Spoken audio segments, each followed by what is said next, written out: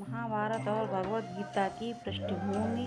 भगवद गीता महाभारत के भीष्म पर्व में स्थित है, जो महाभारत के युद्ध के समय भगवान श्री कृष्ण और अर्जुन के बीच संवाद के रूप में प्रकट हुआ था।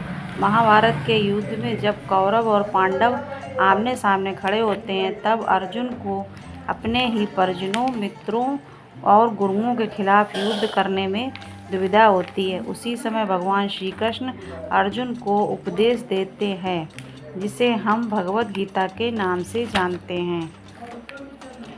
भगवद गीता में 16 अध्याय हैं। अध्याय 1, अर्जुन का विषाद। युद्ध से पहले अर्जुन अपने विरोधियों को देखकर मनोवैज्ञानिक तनाव और आत्मिक उलझन में पड़ जाते हैं। उन्हें ये लगता है कि इस युद्ध में वे अपने परिवार, रिश्तेदारों, गुरुओं और मित्रों को मार देंगे, जो धर्म के विरुद्ध है। वह इस द्वंद्व में फंसकर भगवान कृष्ण से मार्गदर्शन मांगते हैं। अध्याय 2, सांख्य योग, ज्ञान योग। भगवान श्री कृष्ण अर्जुन को आत्मा का तत्वज्ञान देते हैं।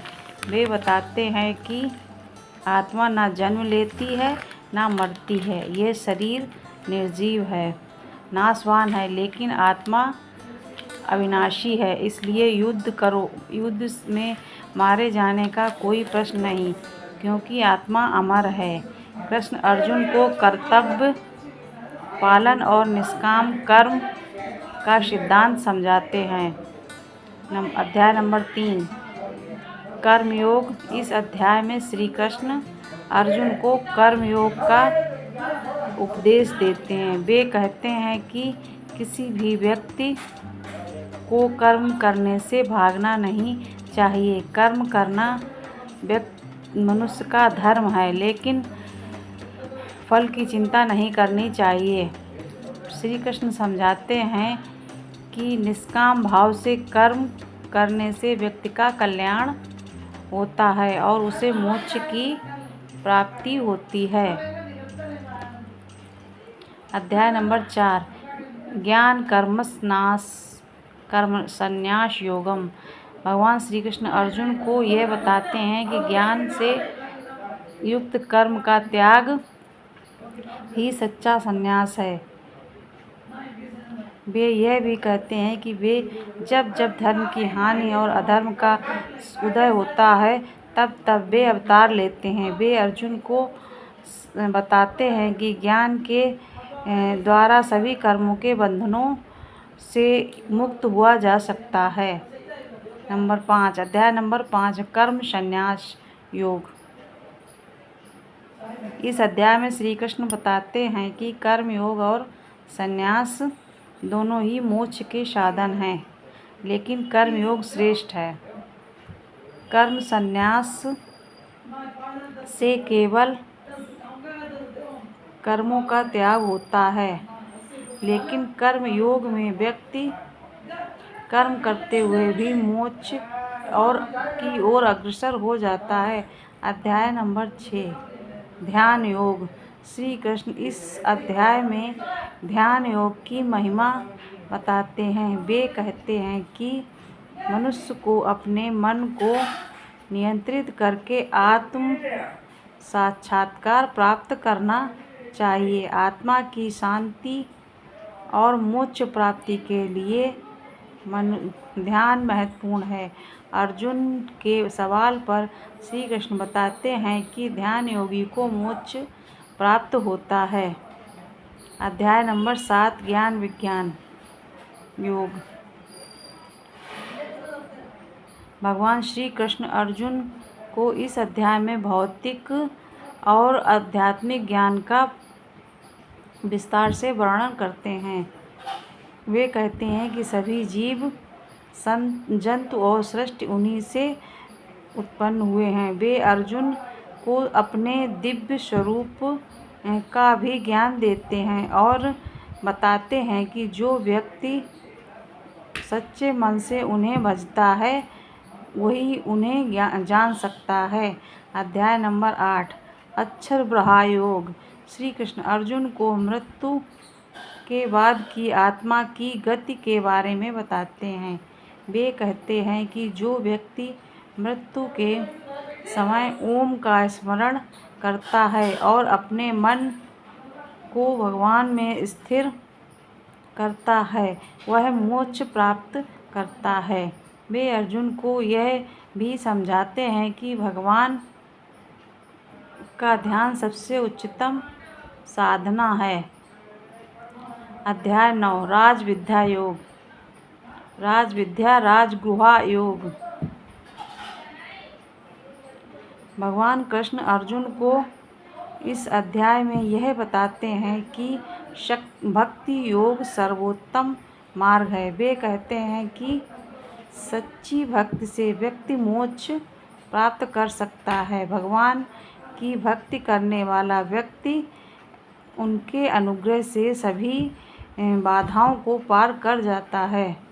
वे अर्जुन को विश्वास दिलाते हैं कि भगवान सभी जीवों को समान रूप से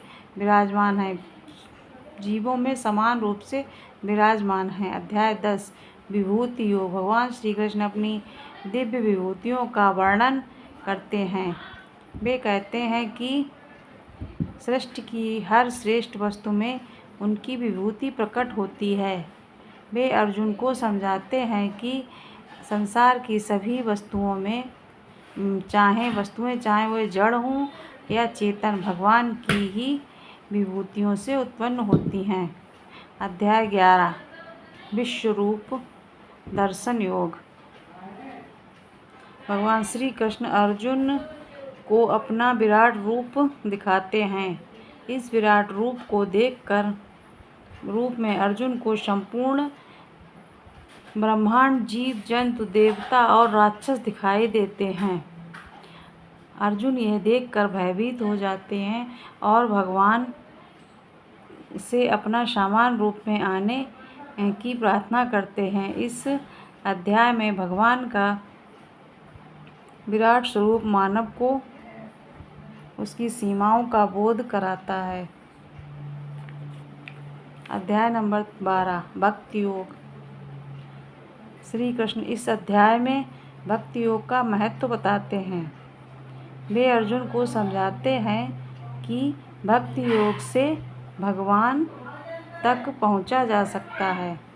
पहुंचने का सबसे सरल मार्ग है। भक्ति प्रेम और समर्पण से व्यक्ति भगवान की कृपा प्राप्त कर सकता है। कृष्ण यह भी कहते हैं कि जो व्यक्ति निस्वार्थ भाव से उनकी सेवा करता है वह परम शांति प्राप्त करता है। अध्याय 13 क्षेत्र योग। क्षेत्र विभाग योग। भगवान श्री कृष्ण अर्जुन को शरीर क्षेत्र और आत्मा क्षेत्र के बारे में बताते हैं। वे कहते हैं कि शरीर नाशवान है लेकिन आत्मा अमर है। आत्मा के ज्ञान से व्यक्ति संसार के बंधनों से मुक्त हो सकता है। श्री कृष्ण यह भी बताते हैं कि सच्चे ज्ञान से व्यक्ति मोक्ष प्राप्त करता है। अध्याय 14 गुणत्रय विभाग योग। इस अध्याय में श्री कृष्ण अर्जुन को प्रकृति के 3 गुणों सत्व रजस और तमस के बारे में बताते हैं। वे समझाते हैं कि सत्व गुण शुद्धता और ज्ञान का प्रतीक है। रजस गुण इच्छा और क्रियाशीलता का प्रतीक है और तमस गुण अज्ञानता और आलस्य का।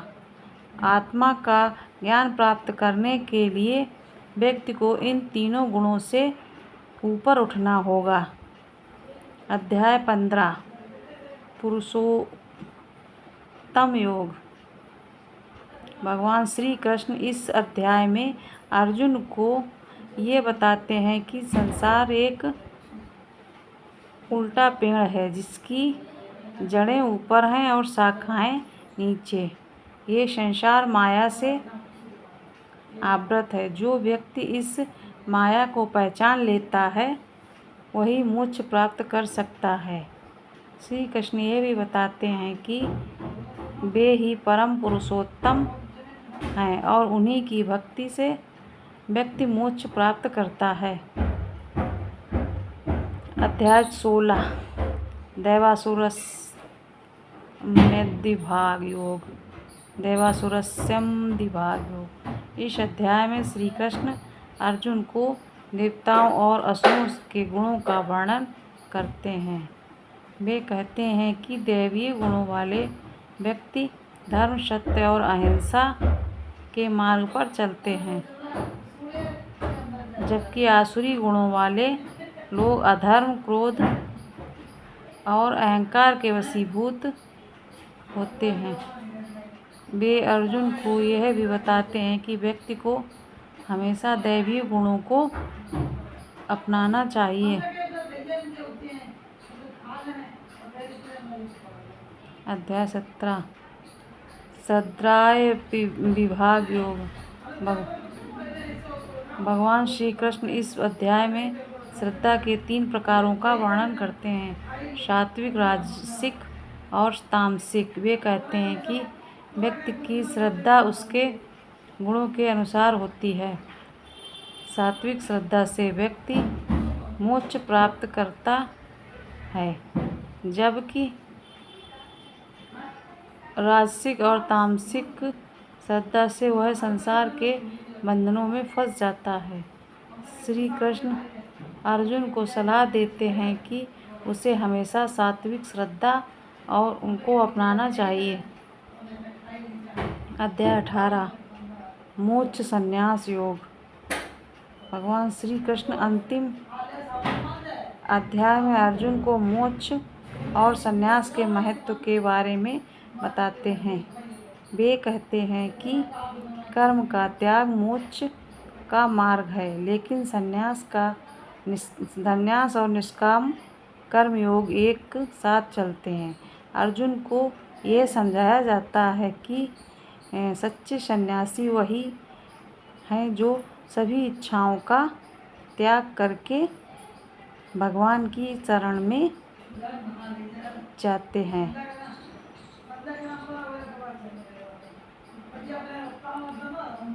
राधे राधे।